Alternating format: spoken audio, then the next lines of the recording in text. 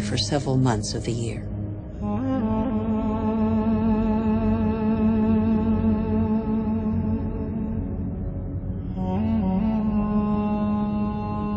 Deprived of the Jordan's water, the level of the Dead Sea goes down by over 1 meter per year.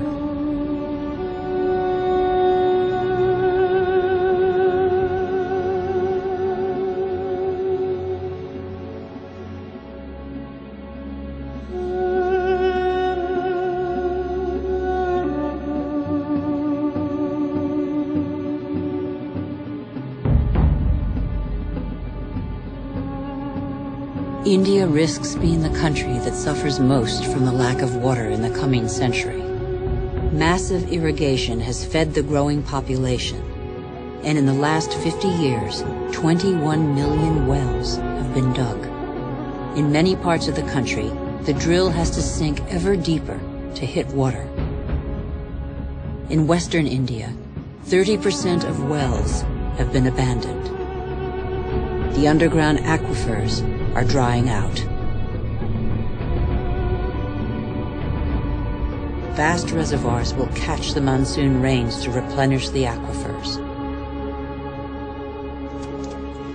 In dry season, women from local villages dig them with their bare hands.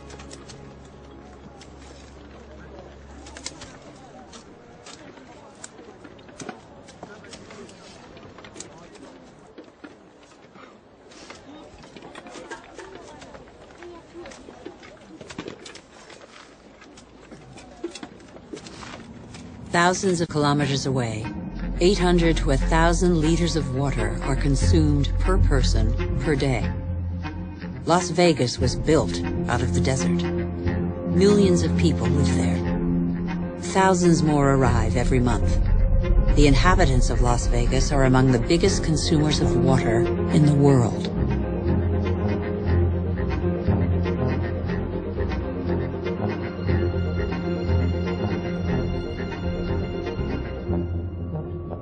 Palm Springs is another desert city with tropical vegetation and lush golf courses. How long can this mirage continue to prosper?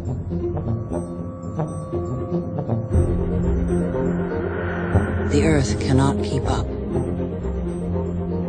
The Colorado River, which brings water to these cities, is one of those rivers that no longer reaches the sea. Water levels in the catchment lakes along its course are plummeting.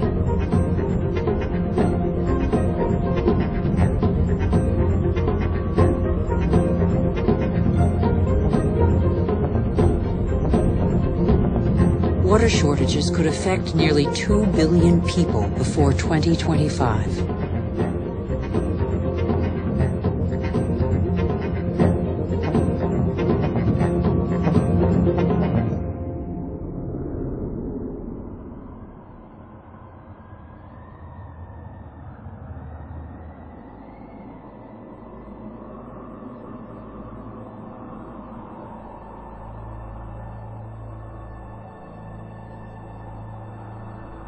The wetlands represent 6% of the surface of the planet. Under their calm water lies a veritable factory where plants and microorganisms patiently filter the water and digest all the pollution. These marshes are indispensable environments for the regeneration and purification of water. They are sponges that regulate the flow of water. They absorb it in the wet season and release it in the dry season.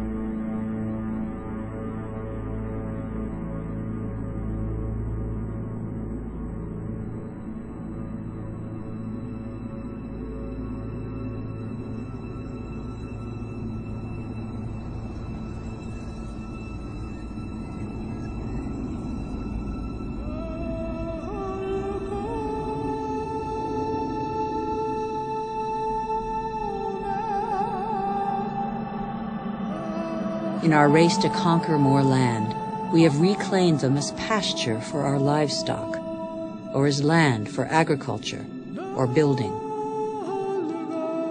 In the last century, half of the world's marshes were drained.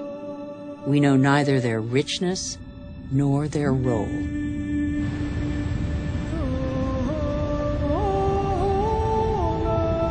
All living matter is linked. Water, air, soil, trees. The world's magic is right in front of our eyes.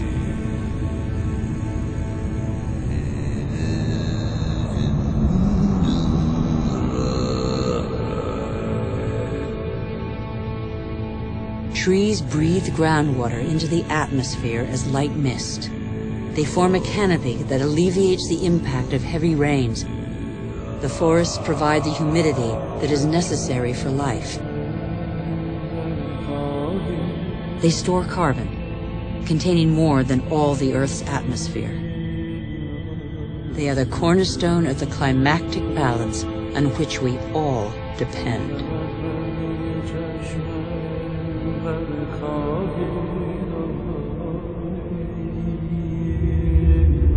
The trees of the primary forests provide a habitat for 3/4 of the planet's biodiversity. That's to say, of all life on Earth.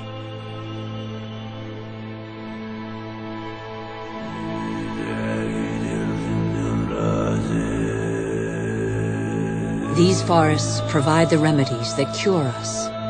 The substances secreted by these plants can be recognized by our bodies.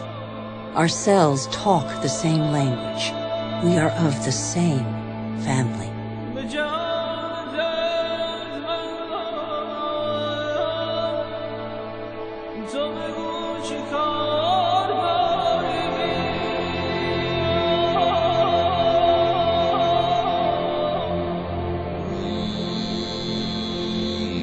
But in barely 40 years, the world's largest rainforest, the Amazon, has been reduced by 20%.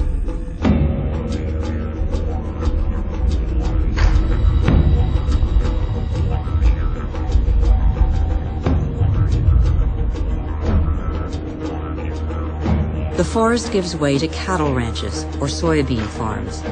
95% of these soybeans are used to feed livestock and poultry in Europe and Asia. And so, a forest is turned into meat.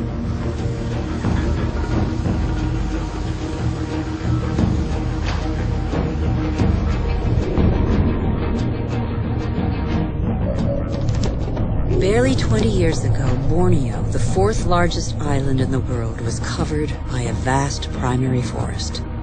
At the current rate of deforestation, it will have totally disappeared within 10 years.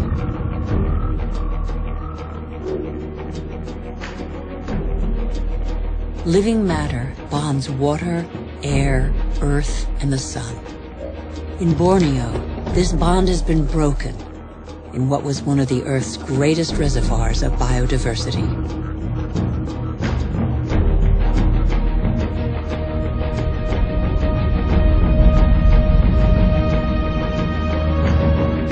This catastrophe was provoked by the decision to produce palm oil, one of the most productive and consumed oils in the world, on Borneo. Palm oil not only caters to our growing demand for food, but also cosmetics, detergents, and increasingly, alternative fuels. The forest diversity was replaced by a single species, the oil palm. For local people, it provides employment.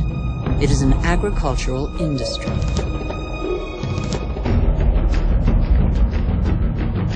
Another example of massive deforestation is the eucalyptus. Eucalyptus is used to make paper pulp. Plantations are growing as demand for paper has increased 5-fold in 50 years. One forest does not replace another forest. At the foot of these eucalyptus trees, nothing grows because their leaves form a bed that is toxic for most other plants. They grow quickly, but exhaust water reserves. Soybeans, palm oil, eucalyptus trees. Deforestation destroys the essential to produce the superfluous. But elsewhere, deforestation is a last resort to survive.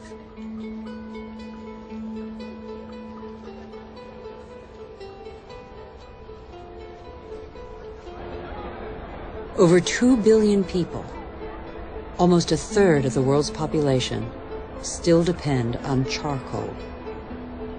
In Haiti, one of the world's poorest countries, charcoal is one of the population's main consumables. Once the pearl of the Caribbean, Haiti can no longer feed its population without foreign aid.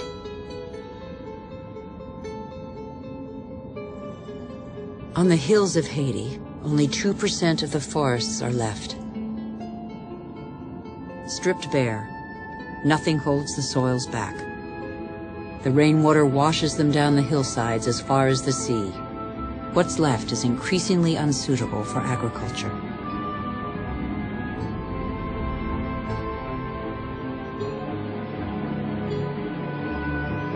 In some parts of Madagascar, the erosion is spectacular. Whole hillsides bear deep gashes hundreds of meters wide. Thin and fragile, soil is made by living matter. With erosion, the fine layer of humus, which took thousands of years to form, disappears.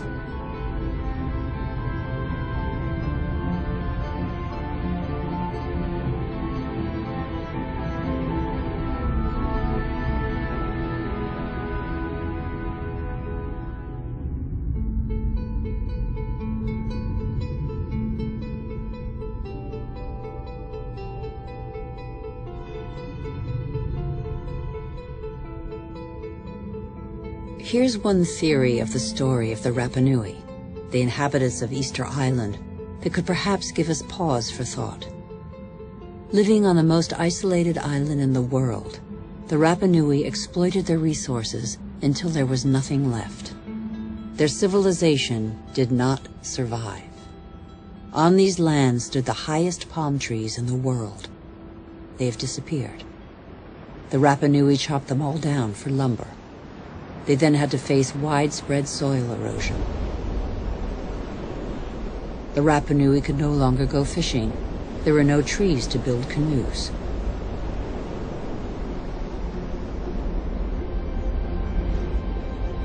And yet the Rapa Nui formed one of the most brilliant civilizations in the Pacific. Innovative farmers, sculptors, exceptional navigators, they were caught in the vice of overpopulation and dwindling resources. They experienced social unrest, revolts, and famine. Many did not survive the cataclysm.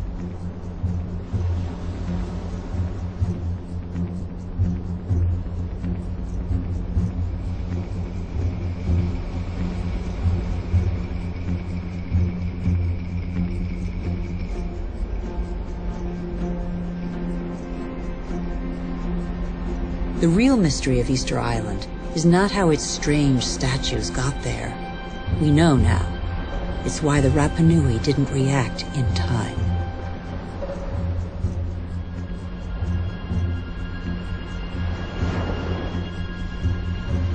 It's only one of a number of theories, but it has particular relevance to us today.